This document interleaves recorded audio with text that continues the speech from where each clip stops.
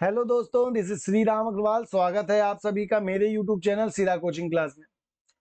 आज के लेक्चर में हम एक्सरसाइज 4.5 के शुरुआत के 3 क्वेश्चन नंबर 4, 5 और 6 को देखने वाले हैं।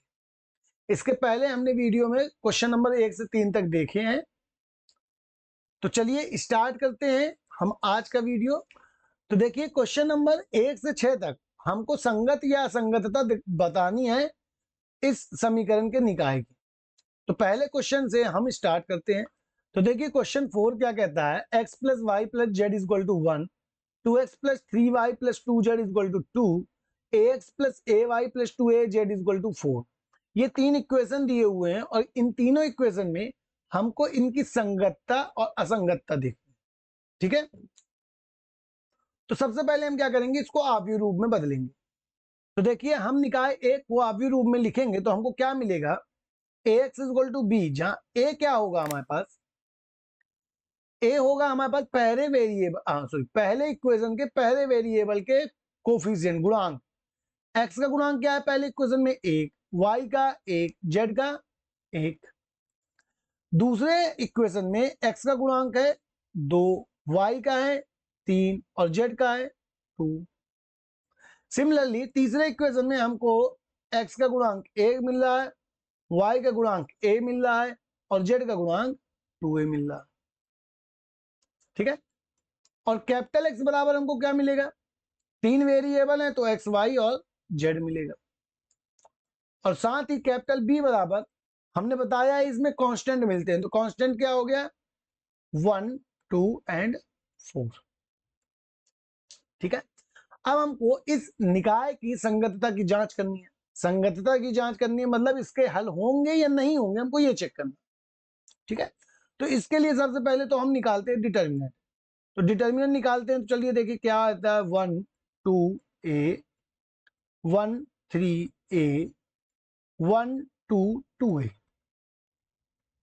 ठीक है, इसका डिटर्मिनेंट निकालने के लिए हम क्या करते हैं, पहले फर्स्ट एलिमेंट को लेते हैं, फर्स्ट रो के फर्स्ट एलिमेंट को, फिर first row second first column को डिलीट करेंगे तो हमको क्या मिलेगा, 3 और 2a, 3 into 2a minus 2 into a। फिर सेकेंड एलिमेंट लिखते समय हम बाहर लगाएंगे माइनस, तो 1 आ गया सेकेंड एलिमेंट। फिर फर्स्ट रो और सेकेंड कॉलम को डिलीट करेंगे तो मिलेगा 2 into 2a minus 2 into a। ठीक है, फिर थर्ड एलिमेंट लेंगे 1 और उसके बाद प्लस लगाएंगे। फिर फर्स्ट रो और थर्ड कॉलम को डिलीट करेंगे तो हमको मिलेगा 2 into a means 2a minus 3 into a means 3a। ठीक है, अब हम इसको सॉल्व करते हैं। तो सॉल्व करके देखते क्या मिलेगा, 3 into 2 6a minus 2a minus 2 दूनी 4a और माइनस माइनस हो जाएगा प्लस, तो प्लस का 2a और ये हो जाएगा प्लस का 2a माइनस का 3a। इसको सॉल्व कर ले तो ये माइनस का 2a, ये माइनस का 2 प्लस का 2a कैंसिल। ठीक है, अब देखिए इस 6a में से ये 2a ऐड होगा तो कितना आ जाएगा, 8a। 8 में से 7a चला जाएगा तो हमको मिलेगा a। ठीक है, अब आप मुझे कमेंट बॉक्स में बताइए कि क्या ये जो a है ये 0 हो सकता है, और नहीं हो सकता तो क्यों नहीं हो सकता। इस वीडियो को यहां पॉज कीजिए और इसको सोचिए। तो आप लोगों ने सोच लिया होगा। देखिए, अगर a 0 हो जाता है, मान लीजिए a 0 हो जाता है, तो यदि a 0 हो जाएगा तो आप इस इक्वेशन को देखिए, a की वैल्यू 0 देखा तो 0 into X plus 0 into Y plus 2 into 0 into Z. सबको सॉल्व करेंगे तो आंसर आएगा 0। तो क्या कभी 0 4 के बराबर हो सकता है?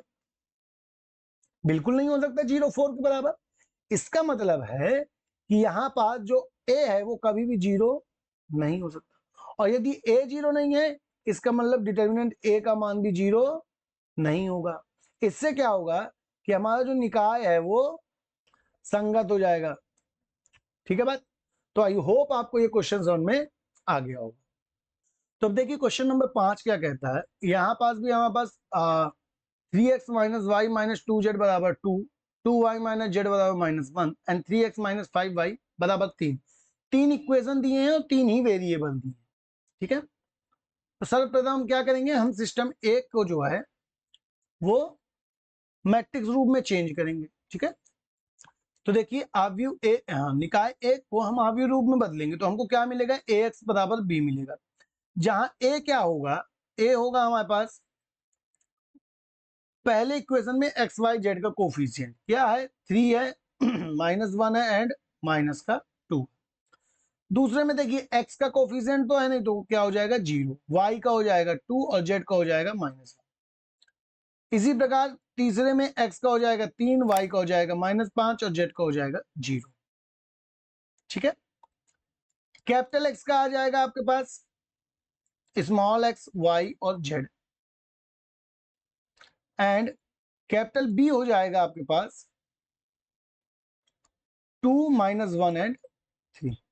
ठीक है, तो अभी हमको क्या करना है, हमको ए का डिटर्मिनेंट निकालना है। तो ए का डिटर्मिनेंट निकालेंगे तो क्या मिलेगा, ए का डिटर्मिनेंट बराबर फर्स्ट रो के रिस्पेक्ट में निकालेंगे तो 3 into first row first column को छुपाएंगे तो 2 शून्यम शून्य और 5 का 1 से गुणा होगा तो +5 आएगा और बीच में माइनस तो माइनस का 5, माइनस के चिन्ह के साथ -1।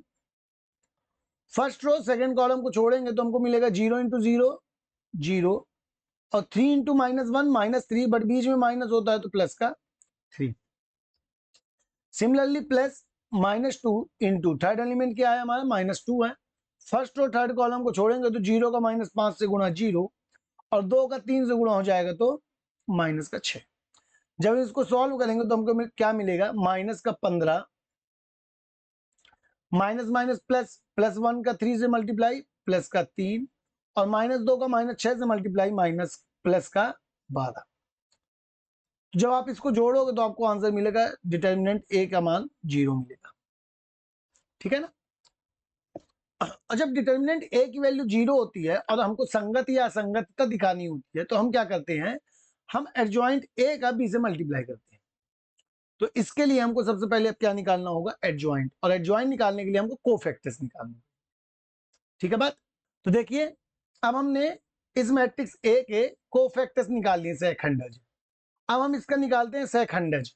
ठीक है, एडजॉइंट ऑफ ए, तो एडजॉइंट ए क्या मिलेगा, -5 -3 -6, कॉलम वाइज लिखना होता है ना, -3 -6।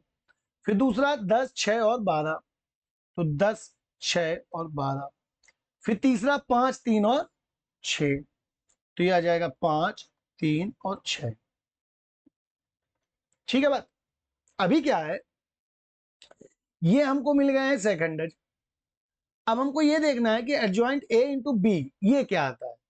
ठीक है, तो हम निकालते हैं एडजॉइंट ए इंटू बी। तो एडजॉइंट ए तो हमारे पास यही दिया हुआ है, -5 -3 -6, 10 6 12 और 5 3 6।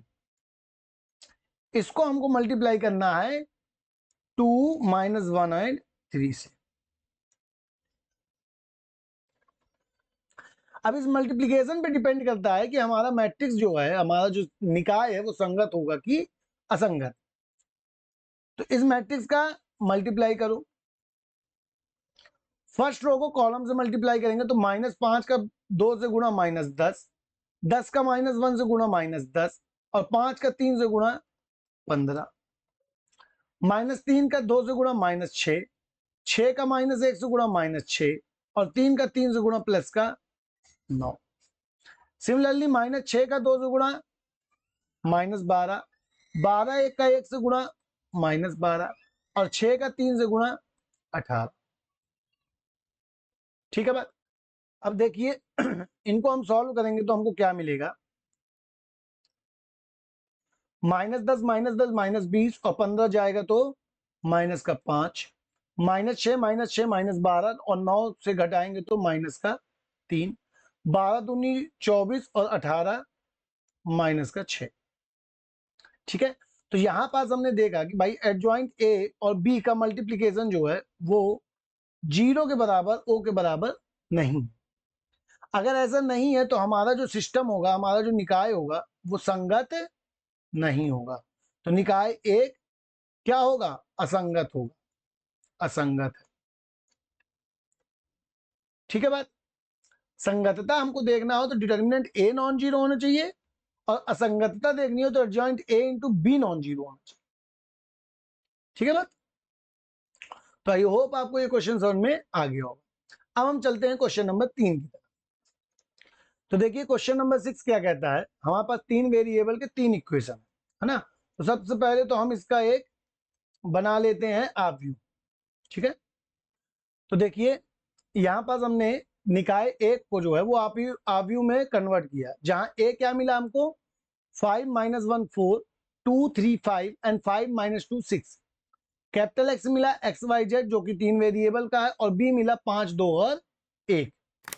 अब हम क्या करते हैं, अब हम इसका निकालते हैं डिटर्मिनेंट। तो डिटर्मिनेंट निकालेंगे तो क्या मिलेगा, डिटर्मिनेंट ए सारणिक जिसको कहते हैं ए इज इक्वल टू 5। पहला एलिमेंट लिखा फर्स्ट रो फर्स्ट कॉलम को छोड़ेंगे तो 6 3 18 और 5 दूनी 10 माइनस का 10, बट बीच में माइनस तो हो जाएगा प्लस का 10। फिर -(-1) into first row second column को छोड़ेंगे तो 2 6 दूनी 12 और 5 5 25 plus 4। First row third column को छोड़ेंगे तो 2 दूनी हो जाएगा 4 माइनस का, और 5 3 15 माइनस का। ठीक है। जब हम इसको सॉल्व करेंगे तो क्या मिलेगा, 18 और 10 28, 28 पंचे 140, माइनस माइनस हो जाएगा प्लस, और अंदर 12 में से माइनस 25 जाएगा तो माइनस का 13 बचेगा, प्लस 4 इंटू माइनस का 19। इसको थोड़ा सॉल्व करेंगे तो हमको मिलेगा 140 माइनस का 13 माइनस 4 का माइनस 19 से गुणा होगा तो -4 सॉरी माइनस, और 19 चौको 76। जब हम इसको सॉल्व करेंगे तो यहां पास 76 और -13 ये हो जाएगा 89, और 89 में से जब हम 140 को माइनस करेंगे तो हमको मिलेगा 51। ठीक है। तो डिटर्मिनेंट ए का जो मान आएगा वो आएगा 51। तो क्या 51 जीरो है, नहीं है जीरो। चूंकि डिटर्मिनेंट ए का मान जीरो नहीं है, इसलिए निकाय एक जो है वो निकाय एक जो है वो संगत होगा। ठीक है बात। बस यही तो हमको चेक करना रहता है कि भाई डिटर्मिनेंट जीरो है कि नॉन जीरो। ठीक है। तो आज के वीडियो में हमने 3 क्वेश्चन देखे जिसमें 3 वेरिएबल के 3 इक्वेशन थे, और उसमें हमको चेक करना था कि कोई जो इक्वेशन है वो संगत है कि नहीं। तो हमने तीनों क्वेश्चन को अच्छे से समझा है। अगर फिर भी आपको कोई डाउट आता है तो आप मेरे से कमेंट सेक्शन में पूछ सकते हैं। आज के लिए इतना ही रखते हैं। अगर आपको आज का वीडियो पसंद आता है तो वीडियो को लाइक करेंगे, चैनल को सब्सक्राइब करें, और वीडियो को अपने दोस्तों के साथ ज्यादा से ज्यादा शेयर करें। मिलते हैं नेक्स्ट वीडियो में। नेक्स्ट वीडियो में अब हम कुछ नए क्वेश्चंस को देखेंगे। तब तक के लिए आप पढ़ाई करते रहिए। Thank you so much, bye.